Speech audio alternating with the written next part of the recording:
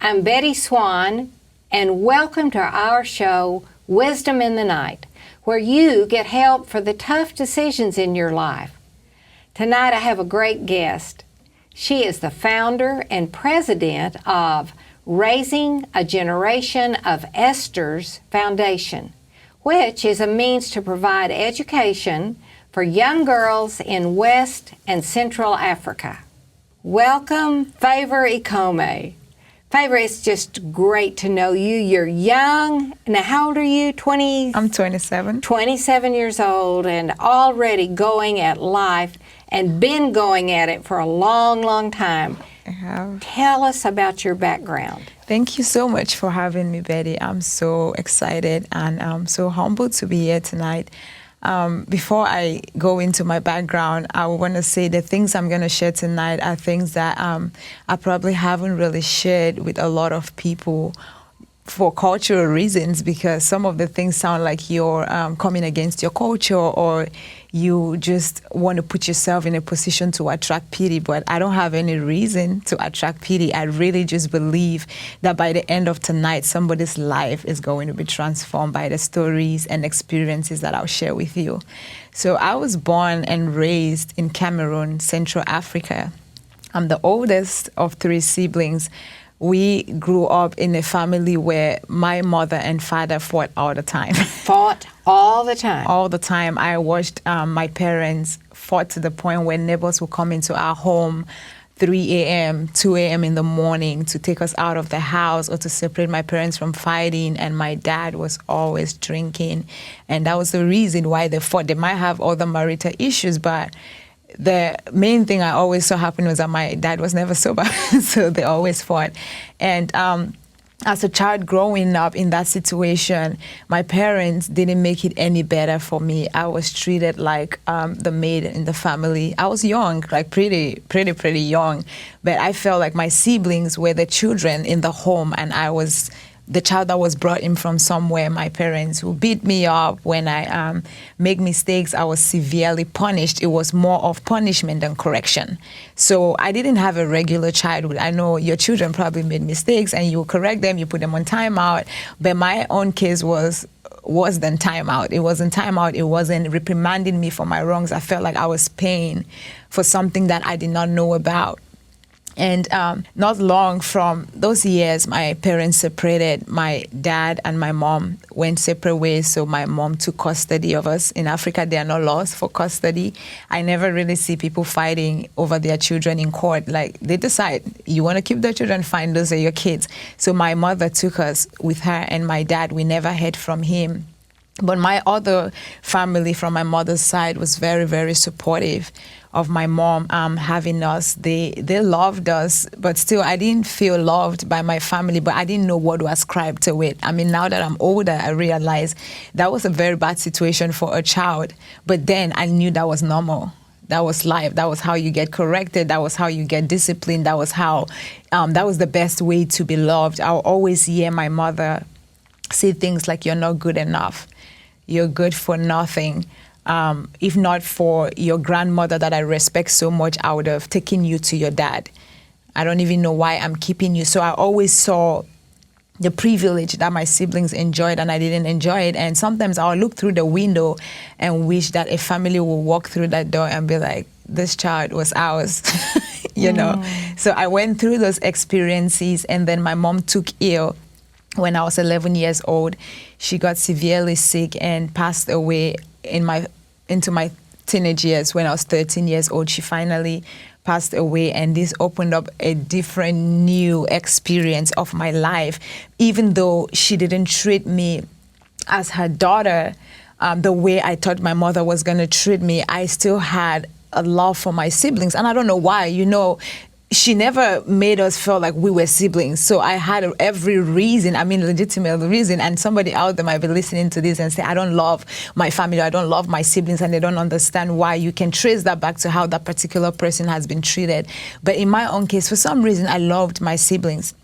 Immediately I found that my mom had passed away, I started thinking of how my life was going to model my siblings, how I was going to be a parent, or how I was going to love them and fight for them. For some weird reason, I didn't even understand what was going on the inside of me, and I knew that all my experiences should have led me to something else, to make other decisions other than that. But I just wanted to love on my siblings, and I'll defend them in the family. So my brother ended up living with one of my uncles. My sister lived with an aunt, and then I lived with another aunt.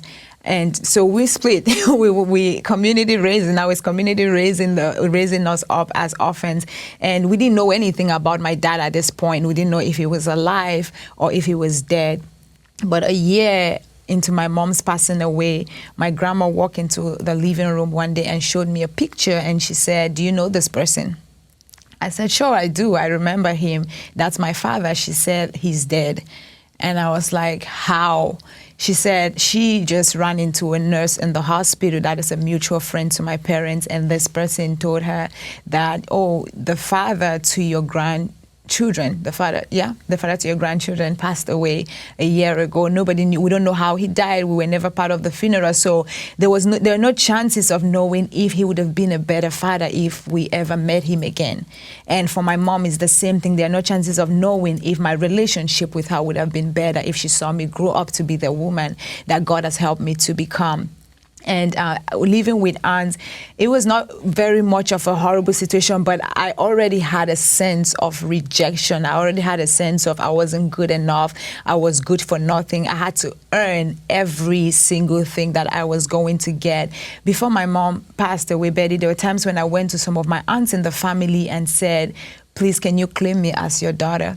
And this was like risking my relationship with my mom, because they could go back and tell her, these are her sisters, "Please, can you claim me as your daughter? I don't think my mom likes me." Growing up, my mom would burn my hand on a stove burner. She would cut me with cutlass. So I would go to school some days bleeding, and my friends would be like, "What happened to you?" And my friends are rushing to help me out, but I'll just say I fell. I'll lie to them, because you see people coming with lunch boxes, and you see people coming looking good on a Monday morning. Their parents have prepared them well for school, and you come with blood, you come bleeding. And how do you tell your friends that my mom cut me on a Monday morning before sending me off to school? So no matter what anybody did, I couldn't read love in between the lines. It was difficult. And during my second year of going into high school, I made a decision and said the aunt I wanted to live with, I don't want to live with her anymore. Not that she did anything in particular. I just felt like there was something weird. I don't know. There was something weird about me living with her. And I just didn't want to do it anymore. I felt like maybe that was God now saying, "I needed you to come into another environment, into a relationship with me." But I just wrote a letter, put it under her pillow, because I didn't even have the guts to tell her I don't want to live with you anymore. It's against the culture. You can't stand up to an elder. You can express yourself. You can be honest about who you are and how you feel. So I wrote this letter to my aunt. I put under her pillow, and I left the house. I didn't take anything. I just left so nobody would know I'm running away. I left and I went to my grandmother's house, and this caused a lot of contention in my family, because my aunt felt like she had been part of raising me since I was born. My mom gave birth to me as a student, so 2 weeks after I was born, my aunt took me away from my mother so she can continue school. So she's like, "I've been a part of your life since from the day you were born. How dare you walk away from me and disrespect me?" I said, "I just didn't want to live with you anymore. I'm grateful for everything you've done, but I feel like that season is over." And then she looked at me, Betty, and told me, this was in 2007, September 2007, she said, "You will never be able to make it in life." She said, "You will never amount to anything." And she wanted us to have a bet. She was like, "These are my hands. You can have a bet with me. You're not going to make it." And everybody was furious. My grandmother was crying, like, "What is she going to do to you? Is she going to kill you? What is going to happen to you?" And it was my final year of high school. I'm in a very critical point in the life of every young woman in Africa, in Cameroon to be precise, because then you've been looking forward to the day you leave your home and go to the university. So it's almost like, is she not going to go to the university? Why would her aunt say that to her? But I just remember saying this to her: if you're God, then we will see those words come to pass. But if you are not, then I'll be the woman that God has created me to be. And that was the end of story. I think that was the last time she and I ever had a conversation. And it was a tough, and I started having all these dreams of people oppressing me. I would sleep on the couch and it would be like somebody walk into my room and try to strangle me. But these are things you cannot explain to anybody because nobody sees what is happening to you. And I would say, I see people come into my room. I see women walking on my wall, and I would not be able to explain that. I would study all night and then go to class in the morning and I feel blank. It's almost like I've never read anything in black and white ink ever. So it was difficult because I could not explain what was going on, and then having to go through the thought process of what is going to happen with my life when I graduate high school, who is going to send me to college, what doors are going to open, and not really knowing. My family was torn apart because I had decided to move away from this end, and she was in the position to sponsor me, and she's like, I'll never do it again. So the whole thought of everybody is like, maybe you should go beg her, maybe you should go plead with her, maybe you should go ask for forgiveness. I don't have a problem asking for forgiveness, but I have a problem endorsing the fact that I will never be able to make it in life. Yes. Which I know is not true. Yes. So while in school one morning, one of my instructors, who happens to be a pastor, walked up to me and said, what are you doing? I said, I'm just waiting for class to start. He said, so what are your plans after high school? I said, I'm thinking of going to get a job. He said, get a job? You know, that was like, for a 17-year-old in Africa, I mean, in America, it makes sense, right? People work at 16. It's like, going to get a job where? Who is going to hire you with a high school diploma at 17 or 18 years old by the time you graduate? I said, I don't know. I mean, I was a very good science student. I just believed that somebody would do it. I don't know how it was going to happen. He said, no, I think you need to have a rethink of your life. You're young, you're talented, you're educated, you're going to be an educated woman. You cannot just put an end to who you are by wanting to go work at 17 after high school. You're not qualified yet for that. And then he started saying, you know, Jesus really loves you. He said, people may have forsaken you and abandoned you. Maybe you're not loved. Maybe you've not been accepted. But one thing I want you to know is that there is a love that has no condition, and you should give him a try. I mean, I was hearing these words in a different way, but I'd heard them before. Because but this time they were different. They were different. My mom, when she was really, really sick and my family was going from one witch doctor to the next to look for help, they couldn't get the help that she needed. So she came in contact with some distant relatives of hers that were pastors, and they led us to the Lord. But then I was 12. I didn't know what it was walking with Jesus. And with her passing away, my family stopped me from going to that church because they believed Pentecostal churches were cults. Yeah. Well, now, how did you get to college? You went to college? Where did you go to college? I went to college in Oklahoma, in the United States. In the U.S.? Yes, I went to college in the U.S. So after the whole process of figuring out what to do with high school, I graduated. I tried to get into university in Cameroon, and I couldn't. And I was not accepted into the law program that I wanted to study. So I had an aunt who was in the U.S. We always prayed on the phone. I would send her encouraging messages. And she connected me to a friend of hers who is an attorney in California, and she had some situations that were going on in her home and needed more people to come in agreement with her in prayer. So she said, I'll connect you with this lady. You can minister to her and just help her spiritually. So we started talking. I will pray with her. I'll send her scriptures, anything I listen to that is really good. I'll refer her to the same message and show her scriptures in the Bible. And God really turned things around for her family, for her marriage, for her business.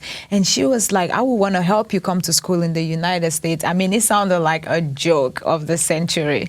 It was like, I knew one day it's going to happen, but this soon, I didn't think it was going to happen. But long story short, 2009, she did everything she could, and I was able to move to the United States in November of 2009 as an international student. And started school in Oklahoma. And did you graduate in Oklahoma? I graduated in Oklahoma. So I started school with them in California. And a year into my staying with them, things got really difficult. They loved me as their own. They were there for me. Even when I would make mistakes, it wasn't like I wasn't reprimanded, but I could see the love in the correction. But things got difficult, and they said we really will not be able to support anymore. Not like they didn't want to do it. They had intentions to do it, but it just wasn't working out at the time. So I remembered having read about Oral Roberts University from a book.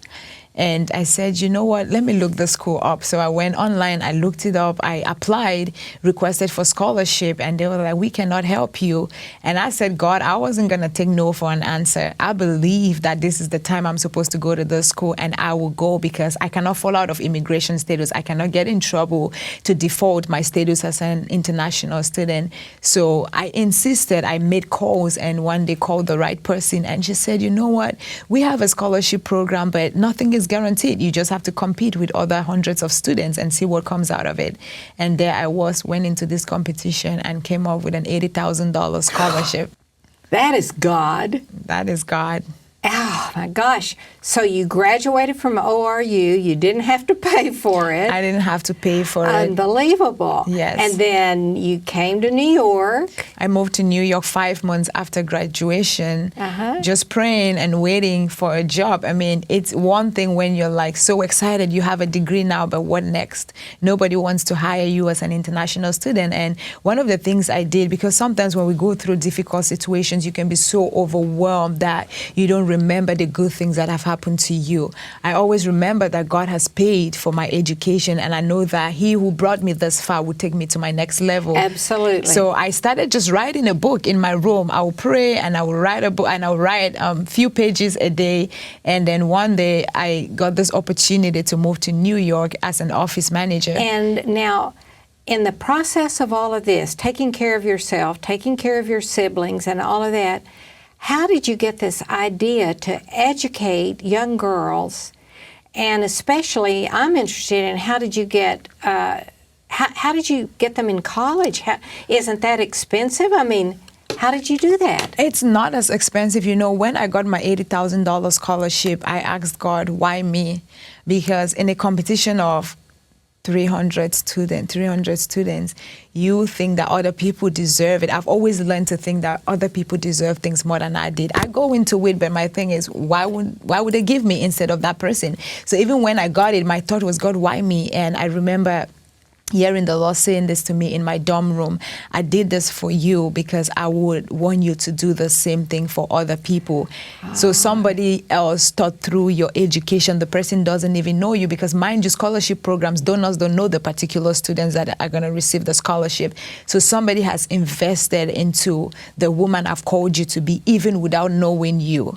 So you are going to do Favour, the same that thing. was God doing His purpose for your life from the very beginning, even the hard stuff. Yes. Even all you went through that seemed so painful. Yes. There's so many people in the Bible that went through a very painful childhood, but that prepared them for where they were going. Yes. And that's what happened to you, and now you understand what it feels like to not have the money, to want to be educated, and so your passion would be greater, right? Yes, I was really, and on every level, I'm able to relate with every single young woman from every kind of background. I mean, I could not, at the time I was in Africa, I could not say what was abuse and what was discipline.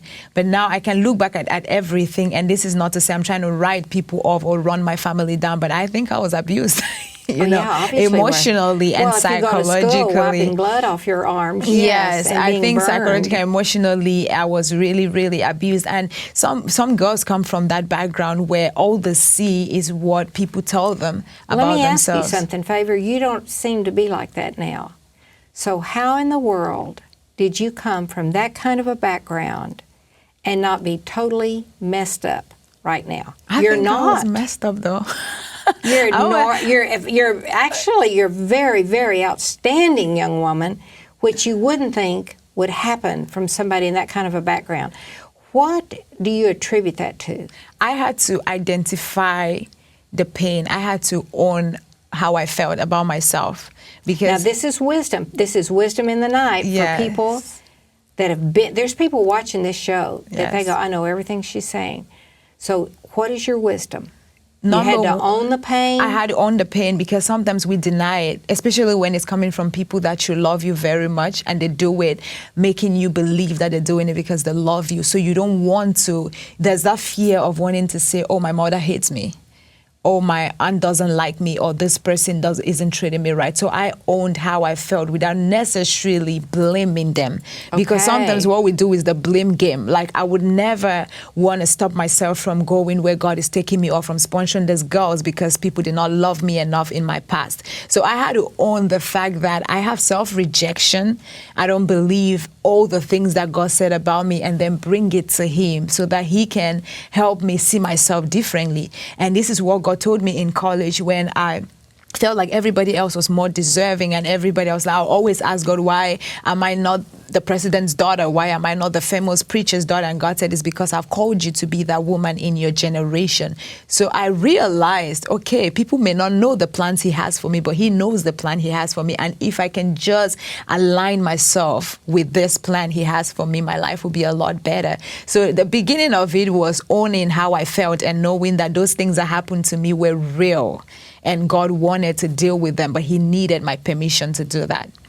And so you saw that change occur? I saw that change. I saw that change to where instead of looking around and feeling like nobody loved me, I started loving people in college. So I'll meet people, I'll be like, oh my goodness, you look so good. I mean, it's not trying to do it to put up a wall, but it's doing it to say, genuinely, I have to look at Betty and look at something good about you and say, I like your ring, because I wanted to compliment people. I knew that if I was going to receive that same reward, I needed to give it out. So I was giving out what I was looking for. That is a piece of wisdom.